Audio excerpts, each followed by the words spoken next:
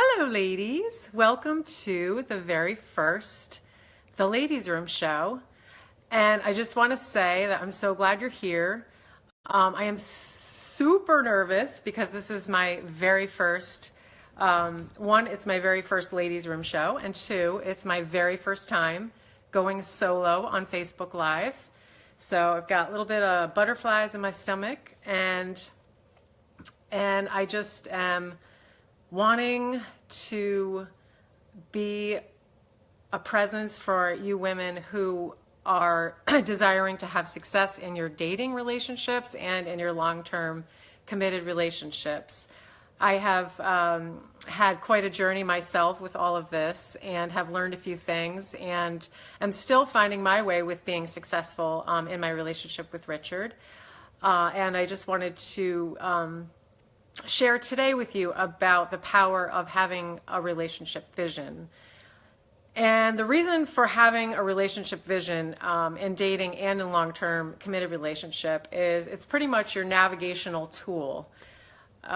So oftentimes I remember in dating, I would feel like, I'm having the same relationship experience over and over again.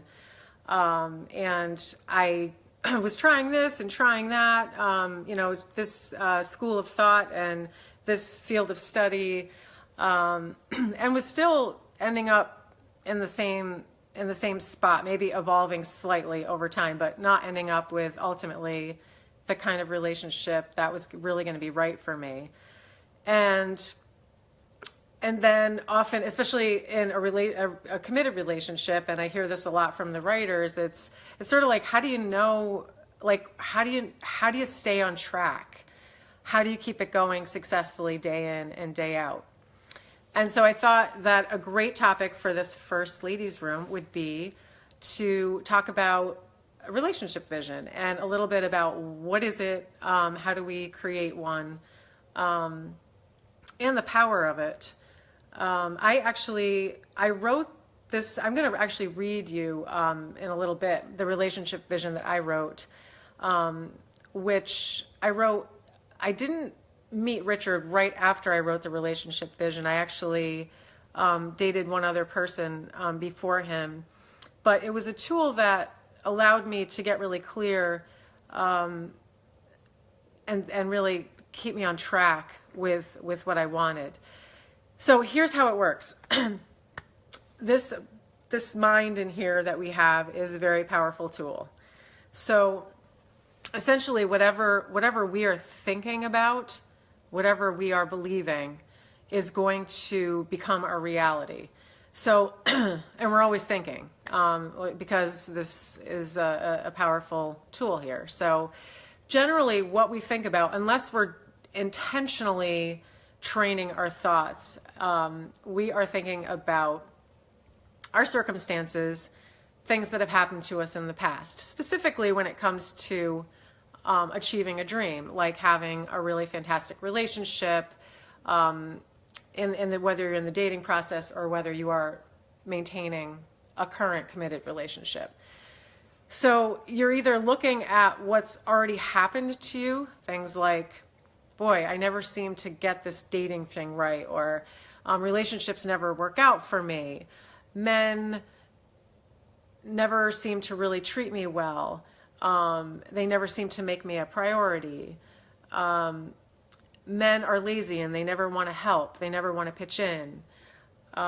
Things like that. So you're operating based on what you've actually experienced so far, what you are experiencing, rather than what you really want. So in the relationship visioning, you're really becoming aware of what do I want. You're writing it down.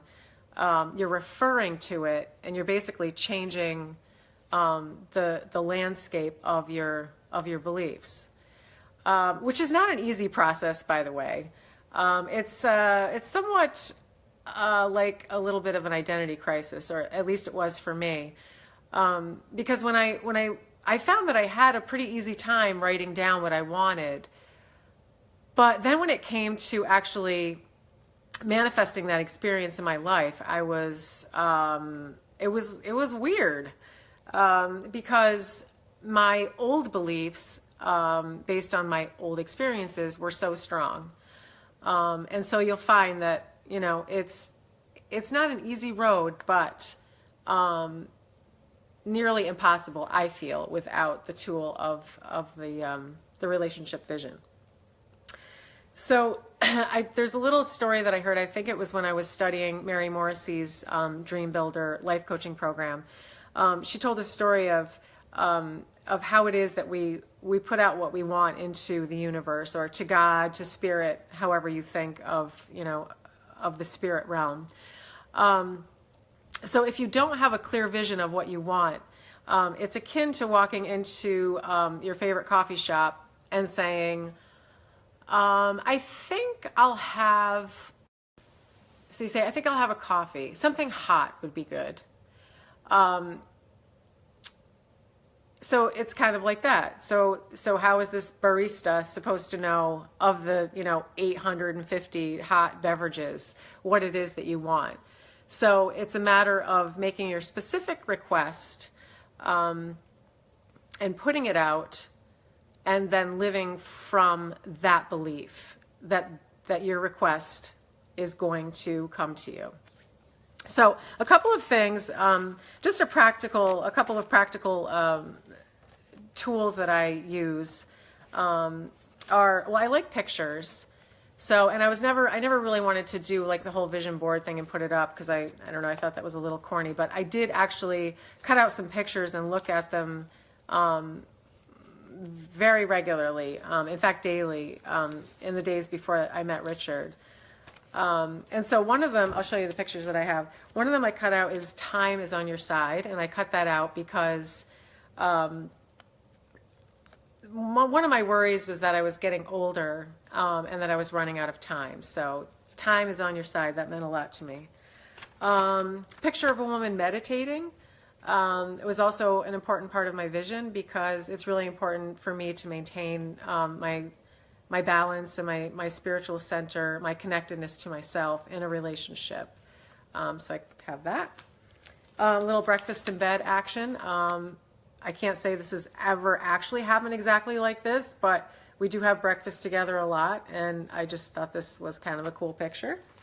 A wacky woman dancing through the mountain side there, because I wanted to be fully accepted for everything that I was, and I'm a little bit wacky. So, and then here we go, the romantic picture of the couple on the white horses. Richard and I haven't got on the white horses yet, but I think you can get the idea in the picture of these guys are pretty close. They love each other. They're having a good time. So those are my pictures. And I also wanted to just read with you the vision that I wrote, and that I still have, that I still use each day. Each morning, I'm thankful to have this wonderful man in my life. Through the ups and downs, the challenges and joys of life, we are each other's greatest supporter. We laugh and find humor in each other in this beautiful and crazy life. We love sharing and discussing ideas, listening to each other, and enjoying each other's good company. What I think and feel matters greatly to him. He cares about my well-being and is always finding new ways to make life better for me and our family. I feel at home with him, and his loving presence brings forth my desire to make a difference in the lives of others in a bigger way. I am everything he wants and needs in a woman. He loves my children like his own. In the light of his love, I grow to truly love myself.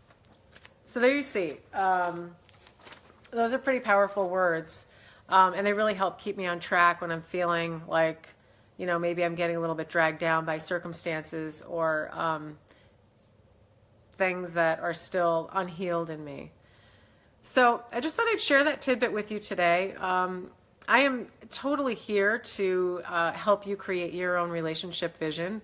It's a live document, so you know it might change. You know, you might write one now when you're starting out dating, and you might change it a little bit, you know, when you get into a committed relationship. But it's just really a wonderful exercise. It's a great way to allow yourself what you want and begin that process. So I'm so glad you could join me here today. And I look forward to talking with you again. I will actually not be here next week because it's Thanksgiving, so happy Thanksgiving, everybody. We'll still be doing the Let's Ask Richard show next Wednesday. But I will continue doing this on Thursdays at 1 o'clock. So I hope to see you back here to get more tidbits about successful relationships. And please feel free to message me or email me with any feedback or any requests for topics for this show. And I will happily accommodate. So have a great day, ladies. Take care. Bye.